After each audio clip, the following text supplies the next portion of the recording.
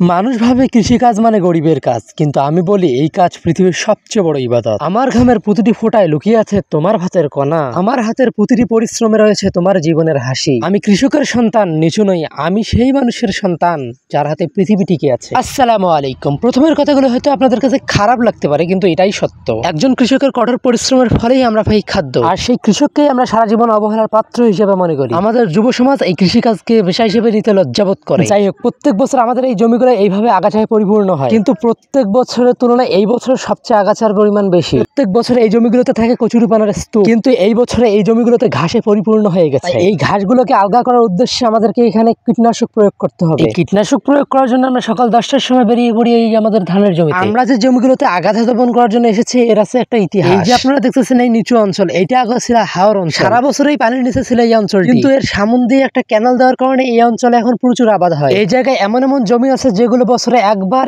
দুইবার এবং তিনবারও আবাদ হয়। আমরা যে জমিতে আগাছা পরিষ্কার করার জন্য আসছি, এই জমিটা বছরে একবার আবাদ হয়। আমরা যে দোলায় আসছি, অর্থাৎ এই যে কৃষি জমির যে জায়গাটার নাম হচ্ছে বনচুকির দোলা। এইখানে আমার নানার 3 একরের মতো জমি আছে, যেগুলোতে কীটনাশক প্রয়োগ করতে হবে। আমরা এই কীটনাশকগুলো প্রয়োগ করে জমিকে একটু সময় দিলাম ঘাসগুলোকে মরে যাওয়ার জন্য। এই সময়কাল হচ্ছে 2 থেকে 3 দিন। ঠিক 3 দিন পর আমরা চলে এসে আমাদের সেই জমিতে। আমরা এখানে এসে দেখি এখানে প্রায় 50% ঘাস মারা গেছে, যার ফলশ্রুতিতে তাদের গোড়া পচে গেছে, এবং এই ঘাসকে জড়া করা এখন আমাদের কাছে অনেকটাই সোজা। আজকে সারাদিন আমরা স্তূপ দিচ্ছি এই আগাছা। এই প্রচন্ড রৌদ্র আমাদেরকে দমাতে পারেনি আজকের দিনে। তবে আপনারা ভাববেন না আমরা অবিরাম কাজ করেছি, আমরা বিশ্রামও নিয়েছিলাম এর মাঝে। সব ফুটেজ আমি নেইনি, আমি অল্পের মাধ্যমে দেখাতে চাই প্রকৃতির প্রকৃত রূপ। ভিডিওটা যদি আপনাদের কাছে ভালো লাগে তাহলে অবশ্যই আমার ভিডিওতে একটা লাইক এবং চ্যানেলটিকে অবশ্যই সাবস্ক্রাইব করে যাবেন, কারণ এইটাই আমার প্রাপ্য। 4টার দিকে আমাদের একটা জমিতে প্রায় কাজ শেষ হয়ে গেছে। আজকের মতো আমরা আর কোনো জমিতে যাচ্ছি না, আমাদের আরো 3টা জমি রয়েছে, যেগুলো পরবর্তীতে পরিষ্কার করবো। তো আজকের মতো এই পর্যন্ত। সব ভালো থাকবেন, সুস্থ থাকবেন। আসসালামু আলাইকুম।